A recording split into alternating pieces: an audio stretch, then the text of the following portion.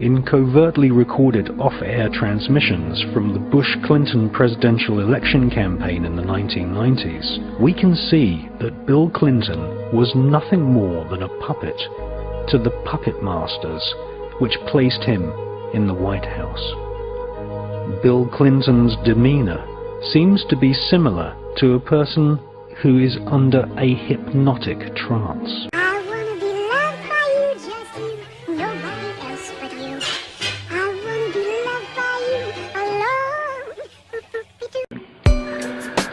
External control of the mind is not something new. It's thousands of years old. It's recorded in caves. It's recorded the exact formula for trauma-based mind control in the Egyptian Book of the Dead. Adolf Hitler was particularly interested in mind control, and he assigned his right-hand man, Heinrich Himmler, to do some research. I knew about the Heinrich Himmler studies for Adolf Hitler, and I knew that Adolf Hitler wanted to develop some very serious people to put in places to control various regions in what he called, and George Bush called, and Nero called, the New World Order. What in the world were they looking for with the magic mushrooms? I think the best answer to that is that they were looking for fundamental information on compounds that would be capable of causing changes in behavior, changes in mental attitude. Did you ever consider what would have happened if any of these substances were given to, say, unwitting people?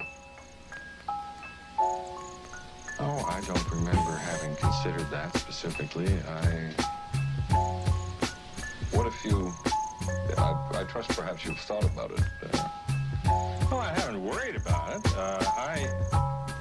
Your question again, what would I have thought had I known that any of these substances would have been given to unwitting persons? You mean a hostile agent of another government? No, I mean that was probably one of the things they had in mind. Testing it out on an American citizen.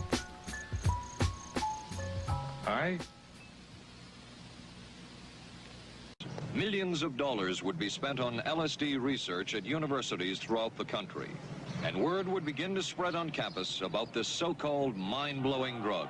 And suddenly, there was the counterculture of the 60s. I give the CIA a total credit for sponsoring and initiating the entire consciousness movement, counterculture events of the 1960s. Dr. Timothy Leary, the 1960s Johnny Appleseed of L.S.D.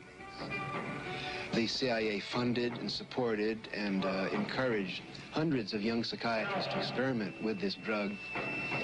The fallout from that was that the young psychologists began taking it themselves, discovering that it was an intelligence-enhancing, consciousness-raising experience. I know that some of the studies in which the CIA had supported used as subjects people who later became strong proselytizers of LSD. So, in that sense, yes, I think it did sustain the perpetuation of the use of the drug.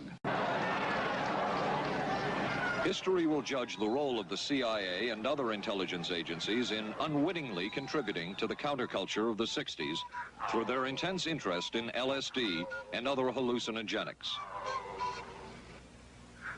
But for the moment, at least, the argument can be made that the CIA helped usher in the age of Aquarius.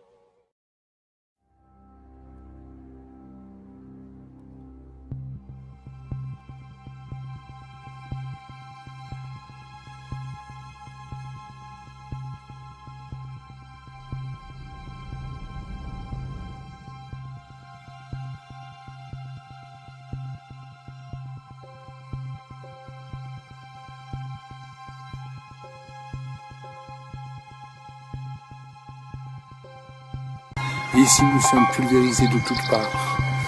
Nous avons un avion qui vole, mais qui ne fait aucun largage. Un largage qui vient d'avoir lieu, l'avion est en train de se sauver là-bas.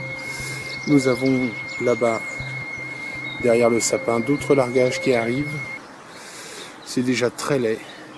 Nous avons au-dessus de nous aussi un largage qui est en cours. Voilà. My own point of view, the most unexpected finding was to discover that a mild electrical current applied to the surface of the brain causes a patient to have a memory from his own past sometimes. Good. Make it 1 volt, please. 1 volt. Yeah. This is 1 volt.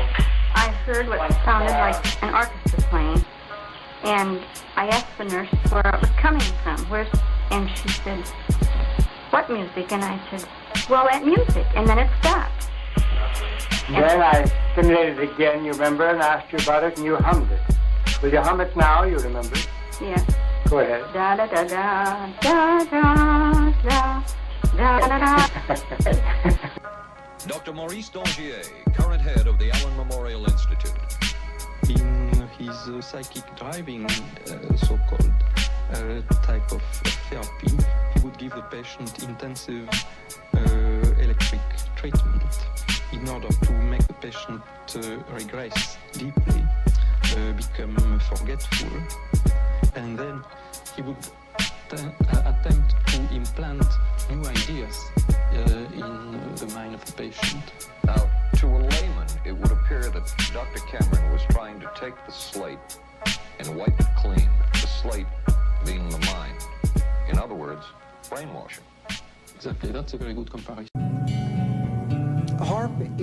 HAARP est une grosse antenne qui capte la fréquence radio et que nous orientons dans la haute atmosphère pour simuler le rôle du Soleil. Il suffit de concevoir l'atmosphère de la Terre, aussi baptisée l'ionosphère, comme une épaisse bulle de savon, une membrane, un bouclier électrique naturel autour de la Terre qui protège toute forme de vie d'une radiation solaire mortelle. Sans l'ionosphère, on serait grillé. Toute la vie sur la Terre serait grillée.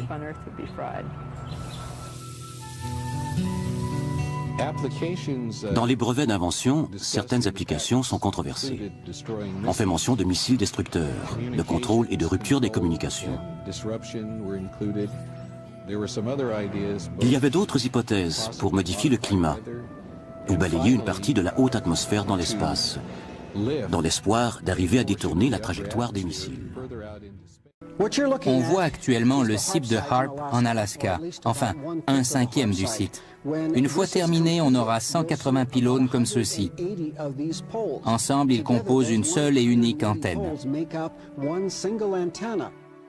Je connais la réaction physique, mais pas la réaction biologique. On a estimé que j'étais un enfant prodige en électronique. Ma vie entière a été consacrée à l'étude de l'effet de l'énergie électromagnétique sur l'esprit humain. Quand j'avais 13 ans, j'ai inventé un dispositif qui transmet le son au cerveau à l'aide d'ondes électromagnétiques. Donc c'est mon domaine. J'ai mené des recherches pendant plus de 40 ans et HAARP m'effraie parce que je sais ce qu'il peut faire. Je sais que HAARP peut être employé pour contrôler l'esprit humain. And another device called an MDD-1, which uses a dual coil electromagnetic pulse system, which affects our cerebral cortex. Stops a lot of different thought. You couldn't bounce your checkbook if one of these things were turned on, nor did you think to turn it off. MK Ultra was designed and had many sub-projects for developing the perfect soldier, the perfect espionage agent. Things that I was told that would cover an area of our national security that no soldier and no diplomat could possibly cover.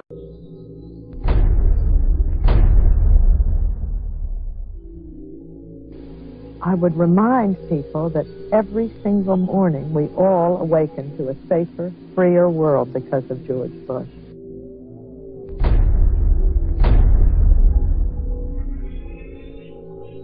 And Nicole, I would remind you and the people of Florence that all of us awaken every single day to a freer, safer world because of George Bush.